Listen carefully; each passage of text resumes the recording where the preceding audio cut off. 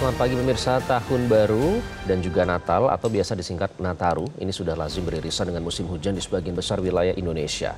Nah, tahun ini pun demikian, hanya ada semacam siklus yang harus lebih diwaspadai karena dampak yang ditimbulkan berpotensi katastrofi.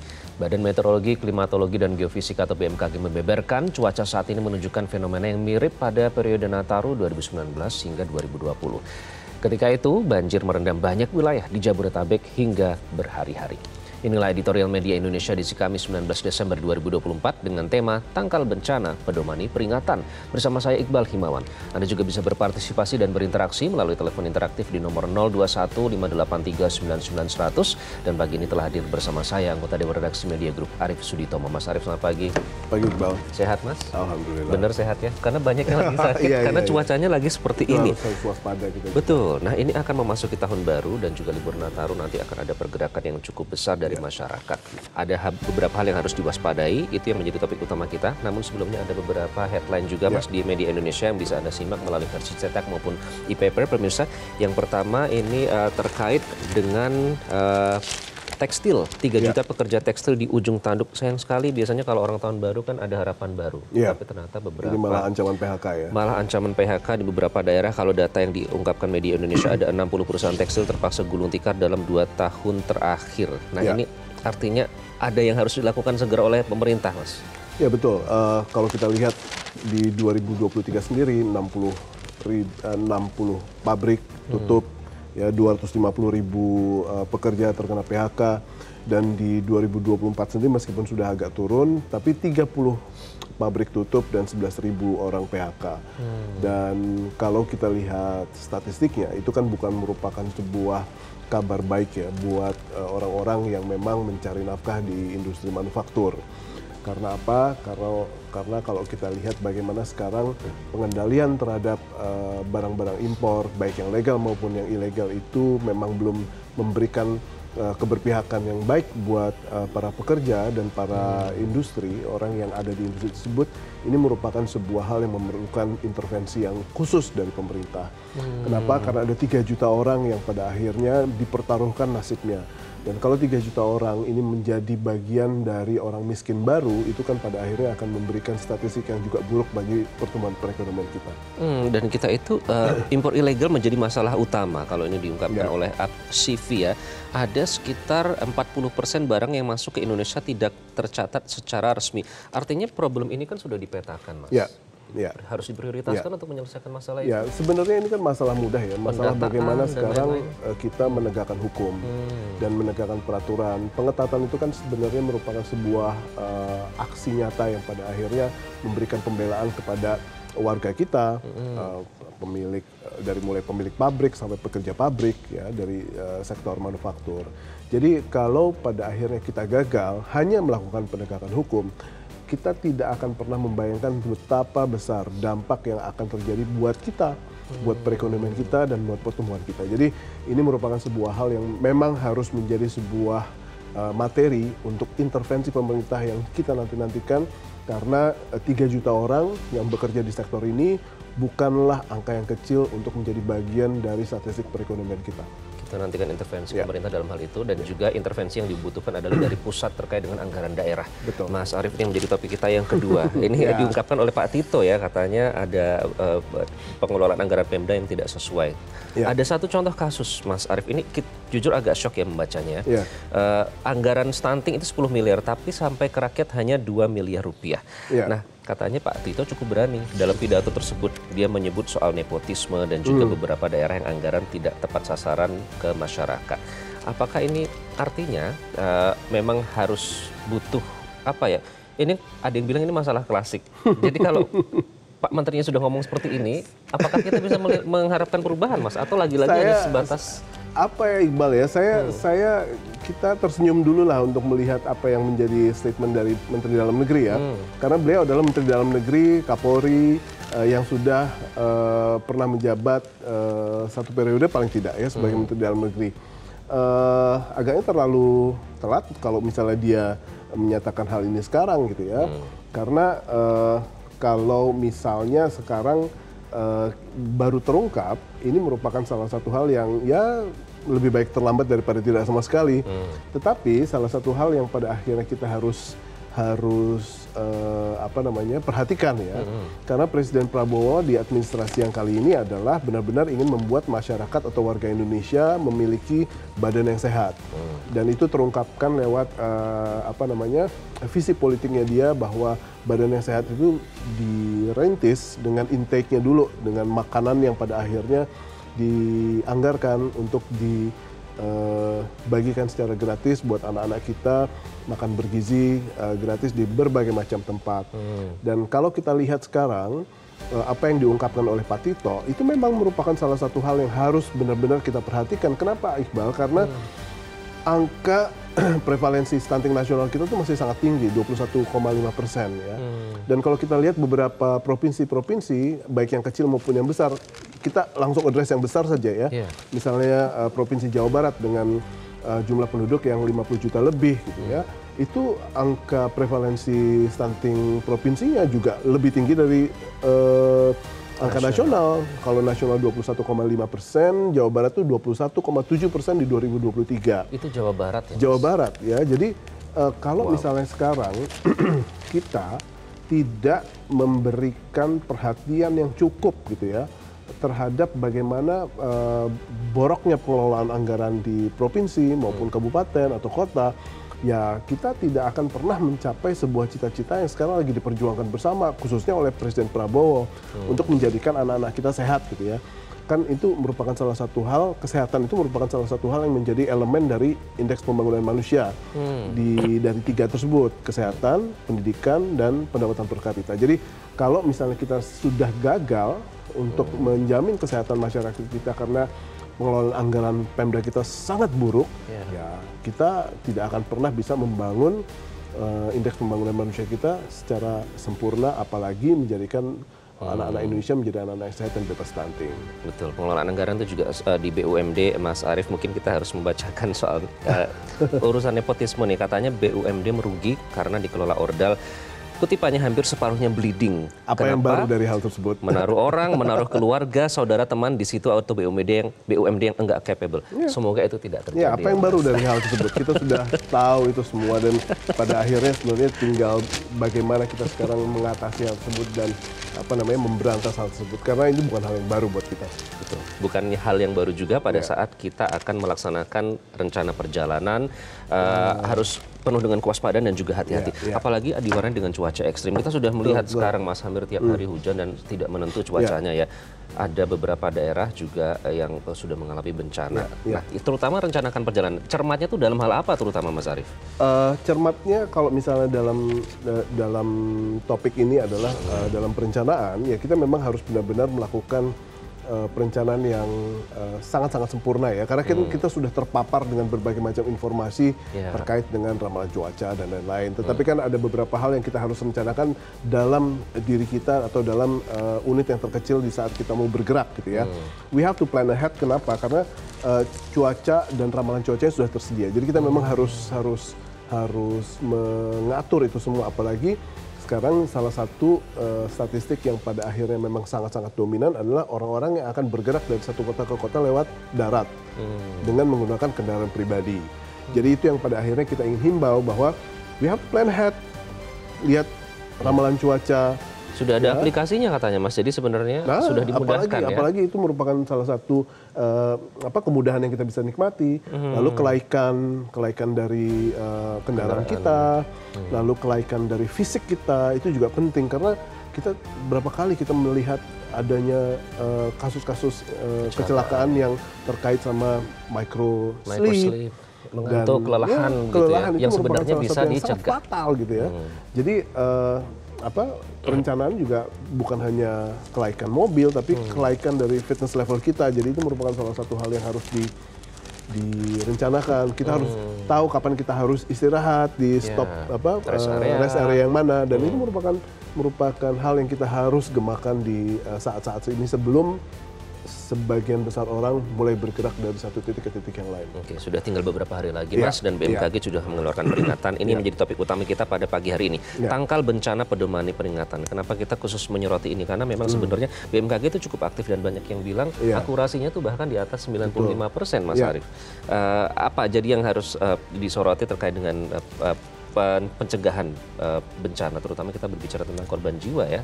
Ya, nah kalau kita sekarang sudah memiliki informasinya, kita harus mulai benar-benar menjadikan ini sebagai sebuah momentum, Iqbal, agar kita memudayakan untuk lihat cuaca.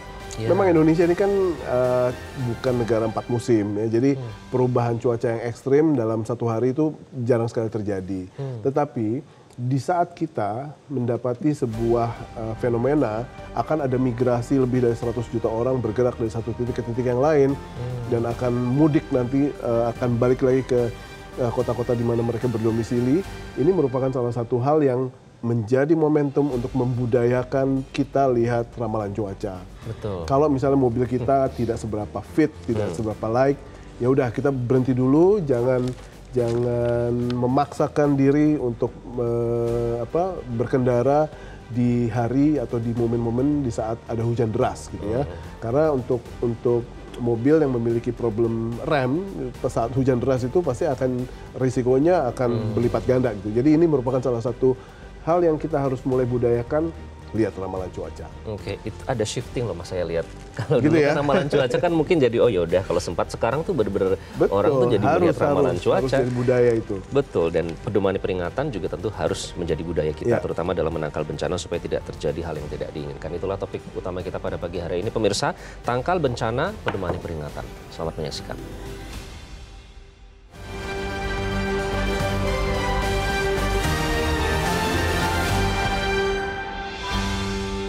Tangkal bencana pedomani peringatan.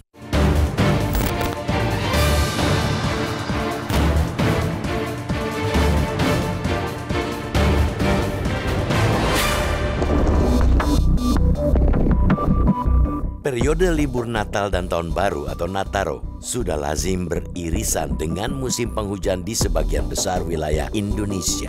Tahun ini pun demikian, hanya ada semacam siklus yang harus lebih diwaspadai karena dampak yang ditimbulkan berpotensi katastrofik. Badan Meteorologi, Klimatologi, dan Geofisika atau BMKG membeberkan cuaca saat ini menunjukkan fenomena yang mirip yang terjadi pada periode Nataru 2019-2020. Ketika itu, banjir merendam banyak wilayah di Jabodetabek hingga berhari-hari. Di periode kali ini, cuaca ekstrim diprediksi akan terjadi hingga awal 2025. Bahkan, musim penghujan sudah menimbulkan bencana di mana-mana di sepanjang November lalu hingga kini. Banjir dan tanah longsor telah merenggut puluhan korban jiwa dan ribuan warga terpaksa mengungsi. Angin kencang juga mengganggu aktivitas warga. Cuaca buruk juga sudah sempat mengganggu aktivitas di berbagai pelabuhan, salah satunya di Merak, Bakauheni pada awal Desember. Penyeberangan feri antar kedua pelabuhan tersebut sempat dihentikan sementara karena kapal sulit bersandar. Hal itu memicu antrian panjang kendaraan. Kondisi serupa menurut BMKG masih sangat berpotensi kembali terjadi dalam periode Nataru. Bayangkan bila tersendatnya penyeberangan feri terjadi di masa puncak periode Nataru ketika ribuan orang dan ratusan kendaraan berada di pelabuhan dalam satu waktu. Bukan saja tidak mengenakan bagi para penumpang feri, kemacetan di pelabuhan juga dapat menimbulkan musibah karena faktor kelelahan. PT ASDP Indonesia Ferry Persero sudah mengeluarkan prediksi lonjakan penumpang kapal feri pada libur Nataru 2024-2025. Jika pada periode lalu tercatat 2,6 juta orang, periode kali ini mencapai 3,1 juta penumpang. Cuaca ekstrim sudah pasti membuat penanganan periode libur Nataru menjadi lebih menantang. Pemerintah pusat hingga daerah bersama para pemangku kepentingan lainnya mesti menyiapkan langkah-langkah mitigasi kebencanaan secara lebih matang. Tidak boleh ada kelengahan sedikit pun. Lengah bisa berarti fatal akibatnya. Kita apresiasi upaya-upaya para pihak yang dimotori Badan Nasional Penanggulangan Bencana atau BNPB untuk mengurangi potensi keekstriman cuaca lewat rekayasa. Langkah itu sejauh ini cukup ampuh mencegah banjir di wilayah Jakarta maupun meluasnya bencana hidrometeorologi di Jawa Barat. Meski begitu, kita perlu ingatkan pula bahwa cuaca ekstrim terjadi di banyak wilayah lain di tanah air. Daerah-daerah itu juga membutuhkan mitigasi serupa. Jangan sampai baru setelah bencana sudah terjadi, bahkan sampai menelan korban jiwa, mitigasi baru dilakukan. Satu hal yang harus diakui pemerintah, sampai detik ini, Indonesia terhitung masih lemah mencegah bencana hidrometeorologi yang notabene akibat ulah manusia sendiri. Padahal, prediksi cuaca buruk sudah disampaikan secara intensif, termasuk potensi bencana yang mungkin ditimbulkan. Bukan hanya dari sisi pemerintah, lemahnya kewaspadaan oleh masyarakat juga menjadi faktor keparahan dampak bencana. Mitigasi semestinya juga dilakukan masyarakat, diantaranya dengan mengindahkan prediksi dan peringatan BMKG. Kepala Basarnas Kusworo malah sampai memberikan testimonial soal keakuratan perakiraan cuaca BMKG untuk mengajak masyarakat memedomani laporan BMKG. Ia menyebut prediksi lembaga analisa cuaca tersebut 95% tepat. Sudah saatnya masyarakat lebih awas terhadap cuaca buruk agar terhindar dari bencana. Momentum libur Nataru selayaknya dinikmati dengan kegembiraan, bukan dilalui di pengungsian, bukan pula dengan kesedihan di rumah sakit, apalagi di kamar jenazah.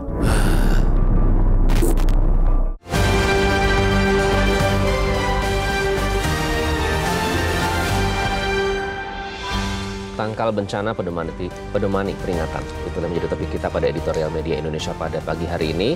Nanti kami berikan Anda kesempatan untuk berinteraksi melalui 0215839900. Namun kami harus jeda terlebih dahulu. Tetaplah bersama kami.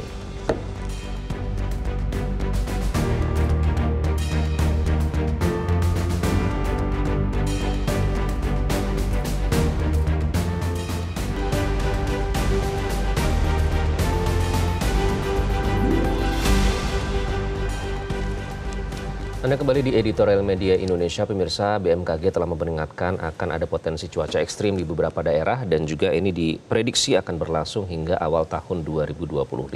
Nah, bagaimana untuk mencegah dan apa langkah-langkah yang bisa dilakukan? Kita langsung membahasnya. Sudah terhubung melalui sambungan telepon dengan Kepala BMKG, Ibu Dwi Korita Karnawati. Selamat pagi, Ibu Dwi, apa kabar? Selamat pagi, Assalamualaikum warahmatullahi wabarakatuh. Kabar baik, Mas Iqbal dan Mas Arief. Waalaikumsalam warahmatullahi wabarakatuh. Ibu Dwi, ada peringatan yang kemarin dirilis ini, cuaca mirip Natal tahun baru tahun 2019 hingga 2020. Saat itu banjir merendam Jabodetabek berhari-hari. Nah, katanya akan mirip dengan tahun ini, Bu. Itu indikatornya apa ya, Bu Dwi? Indikator yang pertama adalah saat itu kita sama-sama memasuki sebagian wilayah Jawa itu puncak musim hujan di bulan Desember, terutama Jawa bagian selatan, kemudian Jawa dari tengah ke utara itu di bulan Januari. Jadi sama-sama di menjelang dan saat puncak musim hujan. Dan yang kedua, saat itu juga terjadi seruak udara dingin. Saat itu dari dataran tinggi Tibet menyeruak ke arah Indonesia bagian barat, sehingga mengakibatkan terjadinya hujan dengan intensitas ekstrim, disertai angin kencang, kilat petir, dan gelombang tinggi di perairan. Dan saat itu juga bersamaan dengan terjadinya Madden-Julian Oscillation, yaitu pergerakan arak-arakan awan hujan yang masif dari arah barat di Samudra Hindia di sepanjang Khatulistiwa. Dan terutama itu, saat itu ada 3 hal itu. Namun sekarang ada tambahan, yaitu bersamaan dengan terjadinya La Nina lemah dan munculnya beberapa bibit siklon, hilang muncul lagi. Jadi saat ini kita sedang dikelilingi oleh 3 bibit siklon atau sirkulasi siklonik yang ada di Samudra Hindia, kemudian juga ada di Samudra Pasifik juga. Demikian. Oke, itu tadi yang disebutkan oleh Ibu Dwi itu kalau kita pantau sudah terjadi ya Bu, seperti gelombang tinggi, kemudian ada angin kencang, curah hujan yang cukup ekstrim itu sudah terjadi di beberapa daerah terutama di Jabodetabek. Nah, supaya kita bisa waspada untuk mengetahui Bu, potensi-potensi itu terjadi, kita bisa mengakses apa Bu? Apakah ada aplikasi khusus atau apapun itu dari BMKG? Betul sekali, jadi kami sudah menyiapkan aplikasi khusus di info BMKG. Di situ silakan sentuh fitur Nataru Weather Info atau Nataru Info Cuaca. Di situ ada khusus. Silakan yang bisa dicari informasi di situ, terutama cuaca di sepanjang jalur Nataru di darat, baik yang lewat tol atau jalan yang bukan tol, itu kami siapkan informasi selama 6 hari ke depan. Jadi kita bisa merencanakan mudik kita 6 hari sebelumnya. Di sepanjang jalur cuacanya itu terlihat dari awannya, apakah berwarna hitam, abu-abu atau putih. Kemudian juga ada di jalur penyeberangan, pelayaran, dan juga ada cuaca berupa gelombang ya. Gelombang, apakah gelombangnya rendah, menengah, atau tinggi, itu ada juga. Demikian.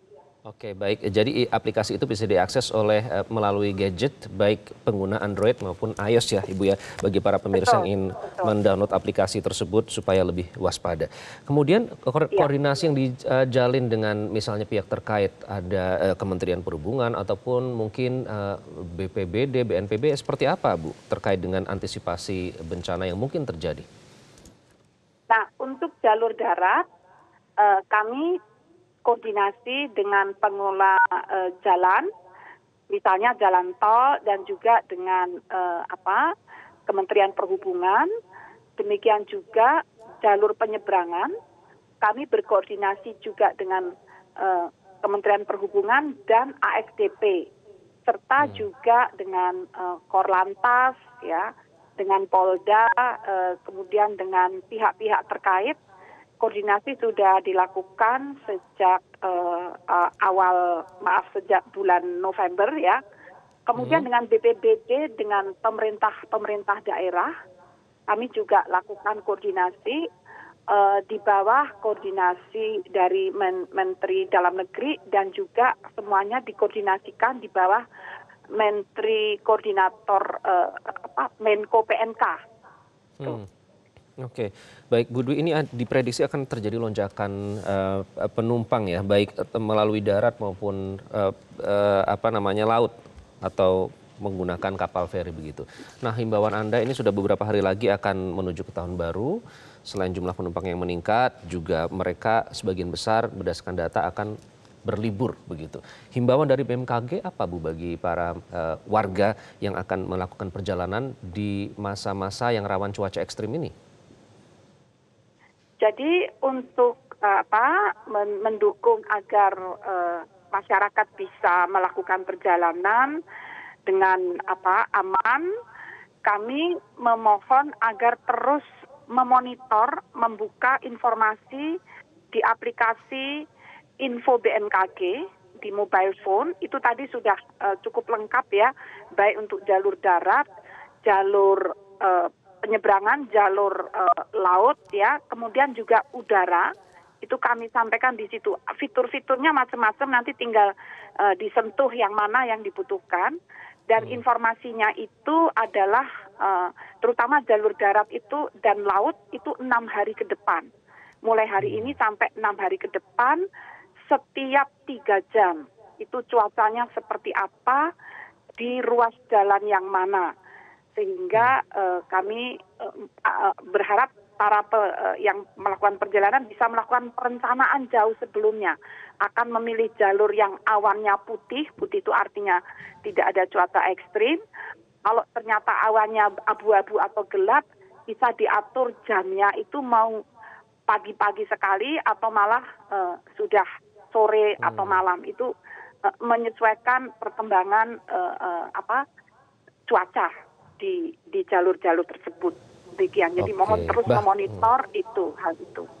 Demikian. Bahkan bisa mengatur jadwal perjalanan dari data yang ada di aplikasi tersebut ya. Bu Dwi, rekayasa cuaca sesuai SOP apakah masih dilakukan Bu untuk menghindari atau mencegah misalnya hujan dengan curah hujan yang sangat tinggi yang bisa menyebabkan banjir, apakah itu masih dilakukan? Masih kami melakukan sejak tanggal 7 Desember yang lalu.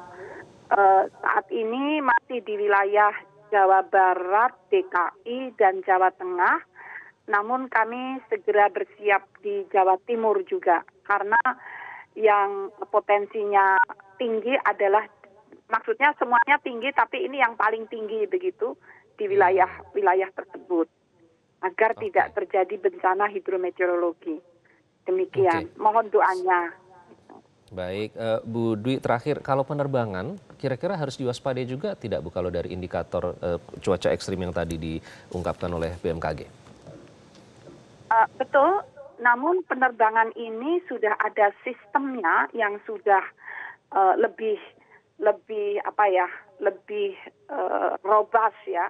Jadi kami koordinasi langsung dengan Airnav atau Air Traffic Control yang ada di bandara-bandara. Jadi setiap 30 menit kami mengirimkan informasi cuaca ke ini Air Traffic Control di bandara, dan sewaktu-waktu kurang lebih 3 jam sebelum kejadian sampai 30 menit sebelum kejadian kami mengeluarkan peringatan dini cuaca apabila radar kami atau satelit kami mendeteksi adanya potensi yang membahayakan. Jadi justru yang dengan pesawat ini sudah tersistem meskipun tidak ada Nataru. Ini karena aturan dunia itu wajib dengan akurasi mendekati 100%. Demikian. Terima kasih Ibu Dwi sudah bergabung dengan Editorial Media Indonesia. Sehat selalu Ibu Dwi Korita Karnawati. Sama-sama. Dari BMKG. Mas Arief, jadi itu sebenarnya sudah dikoordinasikan baik darat maupun laut. Artinya kan apalagi sudah ada aplikasi yang bisa dipantau kapanpun. Artinya ini memang yang harus lebih masyarakat harus lebih care lagi untuk meluangkan waktu sejenak untuk melihat informasi tersebut.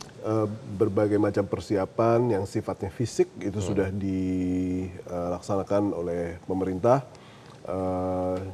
Informasinya juga sudah disebarkan, bagaimana distribusi informasinya juga sudah bisa melalui gadget kita masing-masing, sehingga yang perlu dilakukan adalah kesadaran kita untuk mencerna semua informasi tersebut dan kita implementasi kepada our travel plan ya. Jadi rencana perjalanannya dan bagaimana kita mengeksekusinya itu juga amat sangat penting untuk pada akhirnya kita merancang sebuah tahapan perjalanan dari titik berangkat sampai titik tiba itu penuh dengan kehati-hatian, penuh dengan pertimbangan agar perjalanannya selamat sehingga libur Nataru kali ini bisa recharging, pulang dengan keadaan yang membahagiakan, bukan dengan kedukaan.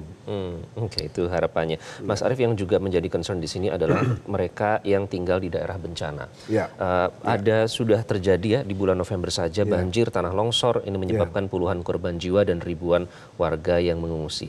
Artinya mereka ini juga harus menjadi concern dari pihak-pihak terkait. Misalnya kalau di daerah kan kita berbicara BPBD ya. Apakah ini artinya mereka juga harus lebih giat untuk mensosialisasikan kepada masyarakat tentang potensi bahaya yang terjadi?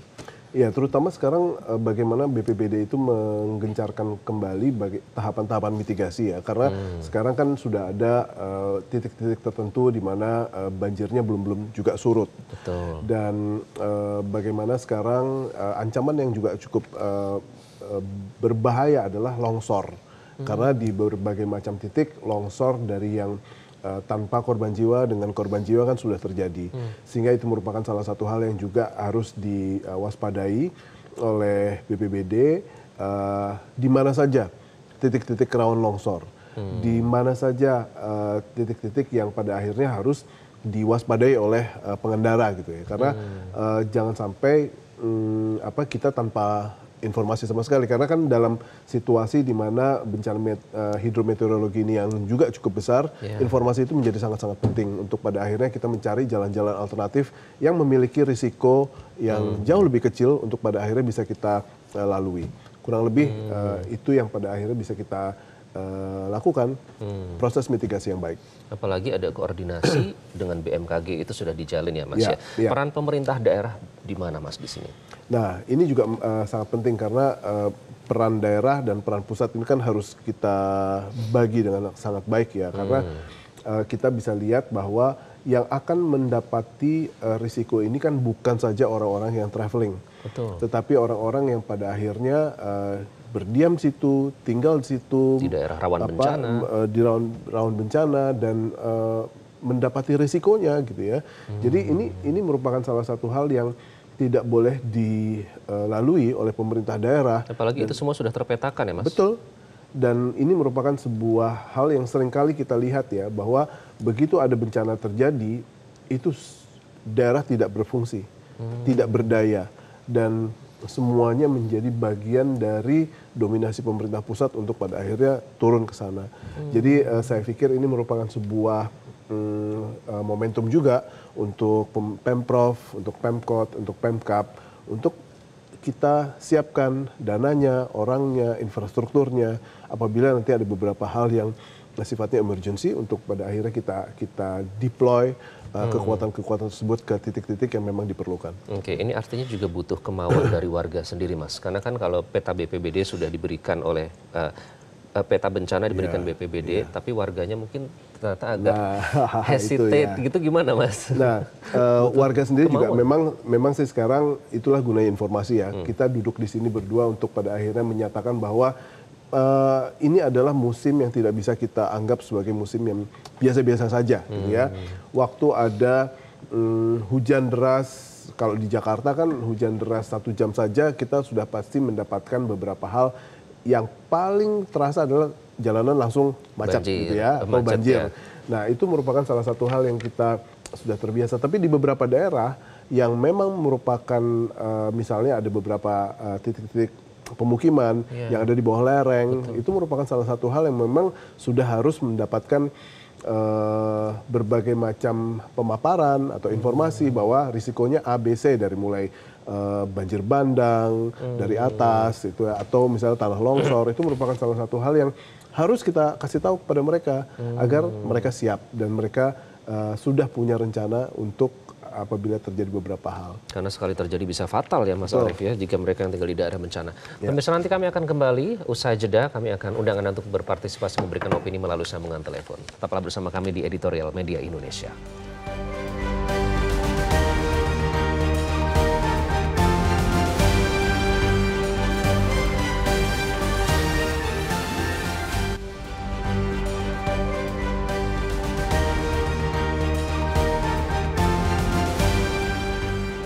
Media Indonesia mengajak Anda untuk mengakses fitur premium e-paper. Dengan sajian konten berbasis intelektual dan meneguhkan kebangsaan, Media Indonesia tampil dengan lebih dinamis melalui e-paper Media Indonesia yang dapat Anda akses kapan saja, di mana saja. Caranya mudah, download aplikasi Media Indonesia di Android atau ketik link e-paper.mediaindonesia.com atau bisa scan QR code pada layar kaca Anda. Klik tab e-paper di bagian samping layar tablet Anda, daftarkan data diri, serta pilih paket perlangganan e-paper Media Indonesia sesuai dengan kebutuhan Anda. Nikmati juga bonus spesial tambahan 4 halaman rubrik fokus setiap hari. Semua bisa Anda dapatkan hanya di e-paper Media Indonesia. Untuk informasi lebih lanjut, hubungi customer service di nomor 0811 1201 2018 atau kunjungi media sosial @mediaindonesia. Media Indonesia, referensi bangsa. Anda kembali di Editorial Media Indonesia. Pemirsa, sekali lagi bisa Anda simak baik melalui versi cetak maupun e-paper. Dan saatnya kami undang Anda untuk berpartisipasi, memberikan opini Anda melalui sambungan telepon. Yang pertama kita akan sapa di Pejaten, Jakarta Selatan, warga Jakarta nih, Bu Ong Mehwa. Bu Ong, selamat pagi. Selamat pagi Mas Iqbal, Mas Arief Sutitomo. Assalamualaikum warahmatullahi wabarakatuh. Waalaikumsalam warahmatullahi wabarakatuh. Bagaimana Bu menghadapi tahun baru ini terkait dengan potensi bencana dan juga cuaca ekstrem yang akan terjadi? Iya, kita harus gembira ya Mas Iqbal menyambut Nataru tahun 2024.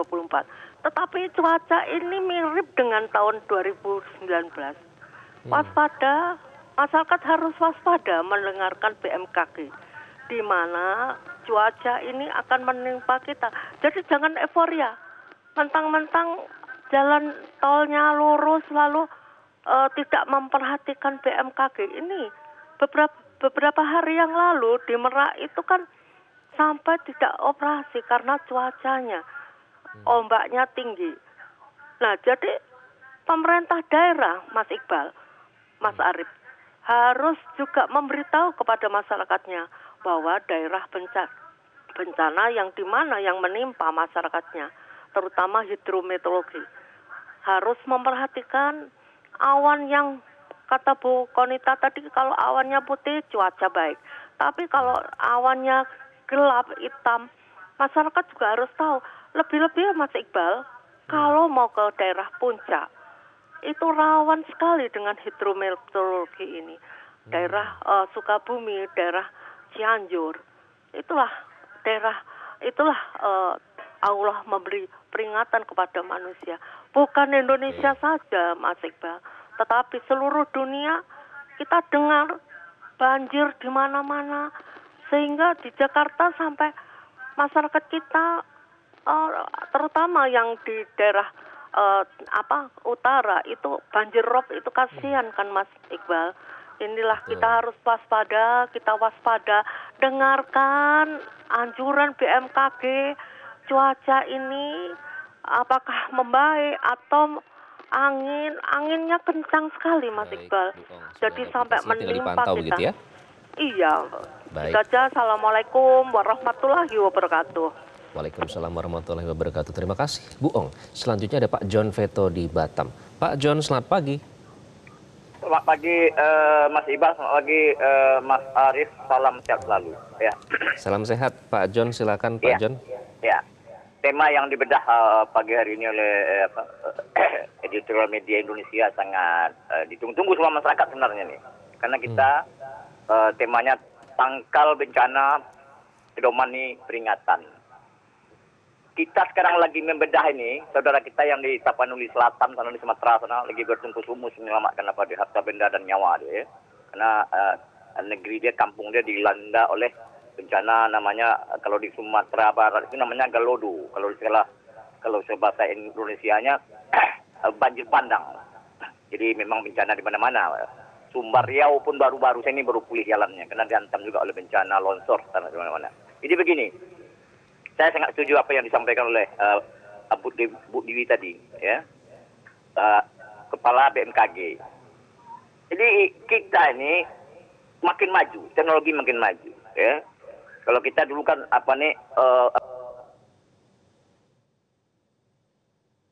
Pak John. Baik, terputus sepertinya Pak John, sayang sekali. Namun kita sudah mendapatkan poinnya, harus memantau dari aplikasi yang sudah disediakan oleh BMKG. Selanjutnya kita sapa Pak Edward di Bengkulu. Pak Edward, selamat pagi. Selamat pagi Mas Iqbal, selamat pagi Mas Arif. Baik, silakan Pak Edward. Jadi kita tidak bisa menghindari fenomena alam yang terjadi saat ini. Bersyukurlah kita di arah sekarang, teknologi itu sangat canggih. Sehingga kita bisa memantau, meramal, walaupun tidak pasti, tapi meramal, dan kenyataannya banyak kejadian. Sekarang, kebetulan negeri kita ini negeri kepulauan, yang betul-betul rawan terhadap bencana-bencana alam, ya, bencana alam karena pegunungan longsor, karena banjir rob, dan sebagainya. Saya setuju dengan Pak Prabowo, apa kontribusi negara-negara barat, negara Eropa yang maju itu, terhadap kita harus memelihara hutan kita sebagai paru-paru dunia. Sampai sekarang mereka tidak memberikan kontribusi. Ini harus kita tuntut. Kita jadi korban fenomena alam dengan mencairnya es di Antartik. Ini kenapa? Karena ya tadi pengaruh dari rumah kaca dan sebagainya itu. Nah sekarang apa kontribusi mereka? Kita harus tuntut. Kita lihatlah korban di Indonesia ini luar biasa. Daerah Sumatera, daerah Jawa, daerah Maluku, ya semua sudah mengalami bencana. Mudah-mudahan rakyat juga ikut berpartisipasi dengan maksimal. Kalau ada peringatan dari BMKG, mereka harus waspada. Sekarang yang bisa kita lakukan cuma meminimalisir korban. Itu yang bisa kita lakukan. Kita mau melawan fenomena alam ini nggak mungkin, karena itu memang sudah ketentuan bahwa air bumi sekarang semakin turun. Air laut semakin naik. Nah, ini yang perlu diwaspadai, bahwa daerah-daerah rawan itu rakyatnya juga dibantu oleh pemerintahnya harus waspada, harus sadar diri bahwa daerah merah mereka adalah daerah bencana. Untuk itu harus bersiap-siap diri mengalami hal-hal yang di luar dugaan kita, di luar perkiraan kita yang terjadi seperti di Tapanuli, di Jawa, di mana-mana. Daerah kami juga daerah pegunungan. Jalan dari Curug ke Bengkulu itu suka batang kayu roboh karena angin kencang dan hujan yang deras. Nah, ini yang harus diwaspadai, cuma bisa meminimalisir korban. Itu aja yang harus kita lakukan. Pemerintah sudah berlaku dengan sangat baik, ada BPBD, ada BPN, Badan Penanggulangan Bencana Daerah, Badan Penanggulangan Nasional. Ini kita terima kasih dengan pemerintah atas hasilnya. Syukur kita teknologi sudah maju, kita dapat peringatan dari awal, peringatan dini. Terima kasih Bung Iqbal, terima kasih Bung Arif. Baik, karena durasi juga singkat. Sebenarnya saya ingin menanyakan di Bengkulu apakah sudah mulai terjadi bencana, karena ternyata masyarakat juga memantau ya Mas Arief ya, di beberapa daerah Tapanuli Utara misalnya terjadi bencana. Namun kita lihat curah hujan sangat tinggi ini dimanapun Iqbal, jadi ya saya pikir di seluruh wilayah Indonesia, khususnya Jawa bagian utara, ya, Bali, NTB, Sulawesi, dan sebagian besar Papua memang harus sudah sangat-sangat waspada. Oke, nanti kita akan bahas lebih lanjut. Ada beberapa poin menarik tadi dari penelpon, namun kami harus jeda terlebih dahulu pemirsa. Tetaplah bersama kami di Editorial Media Indonesia.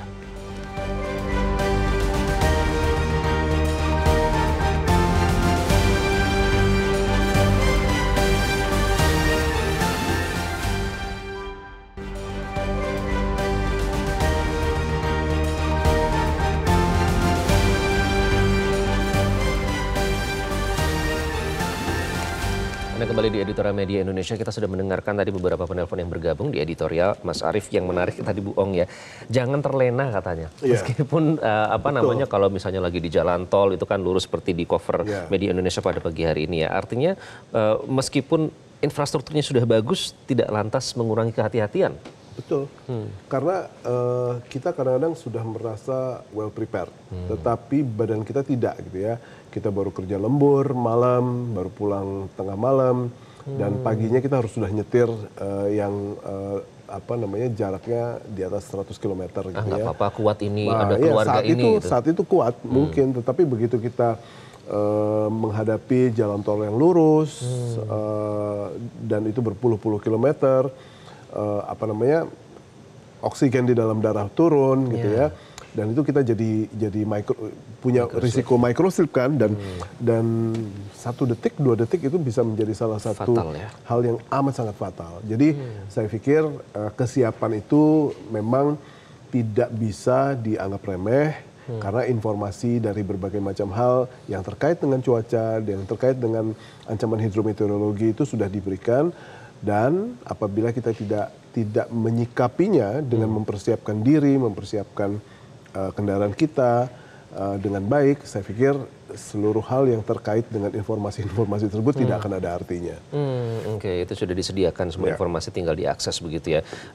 Tampaknya kesadaran ini ya, kita harapkan awareness ini sudah muncul di pemirsa editorial ya. Dan ini Iqbal, karena sektor swasta atau peran swasta di dalam sektor perhubungan itu kan amat sangat dominan ya. Kita lihat misalnya sektor swasta di industri transportasi udara, itu kan juga sangat dominan.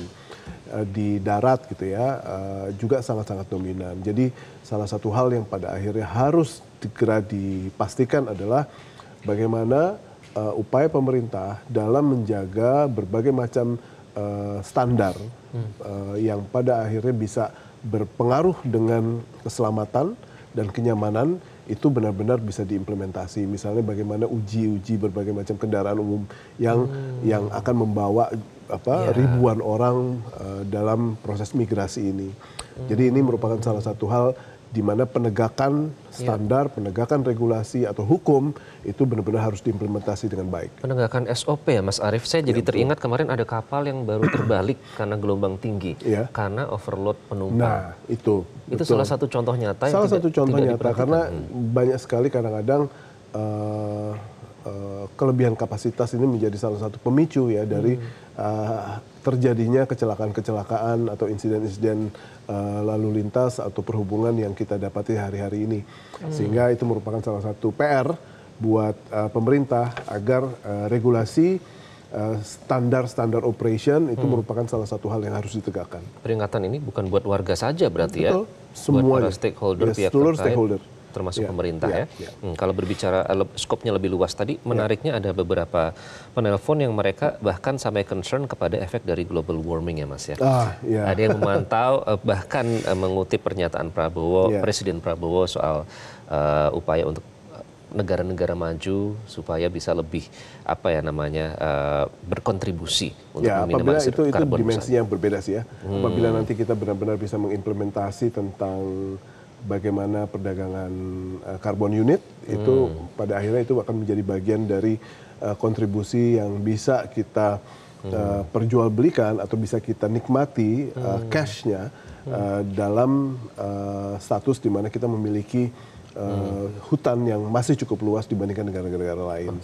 Jadi tapi itu dengan dimensi yang berbeda. Tapi ini bisa menjadi momentum ya Mas ya? Betul. Bencana yang ada saat ini itu tidak lepas dari global warming atau bahkan ada yang menyebut global boiling yang terjadi saat karena ini. Karena udah sangat-sangat panas ya. Betul. Ini bisa menjadi momentum supaya kita untuk sama-sama aware ya. Soal itu. Ya. Dan paling tidak publik juga sudah harus tahu bahwa bagaimana sekarang kontribusi dari negara-negara maju yang sudah terlanjur membangun, sudah terlanjur memiliki gaya hidup yang amat sangat polutif gitu ya, itu bisa kita tangani lewat beberapa hal, khususnya lewat perdagangan karbon unit yang masih sangat punya prospek di Indonesia. Oke, baik. Mas Arief akan liburan Nataru? Tidak, saya bekerja di kantor. Oke, sama kalau gitu. Tapi buat pemirsa yang di rumah, kita harapkan untuk selalu waspada dan juga hati-hati ya Mas. Dengan selalu memantau semua yang sudah disediakan oleh pihak terkait dalam hal ini BMKG bisa melalui aplikasi, bisa Anda download melalui gadget Anda, baik pengguna Android maupun iOS. Dan kita harapkan tidak ada bencana ataupun korban yang jatuh akibat kurangnya awareness terhadap mempedomani peringatan ini. Mas Arief, terima kasih. Terima kasih, Iqbal. Sudah bergabung di Editorial Media Indonesia kali ini. Pemirsa, sudah saatnya masyarakat lebih awas terhadap cuaca buruk agar terhindar dari bencana. Momentum libur Nataru selayaknya dinikmati dengan kegembiraan, bukan dilalui di pengungsian. Bukan pula dengan kesedihan di rumah sakit, apalagi di kamar jenazah. Kita tentu tidak ingin itu terjadi. Terima kasih sudah menyaksikan Editorial Media Indonesia. Saya Iqbal Himawan. Sampai jumpa dan selalu jaga kesehatan Anda.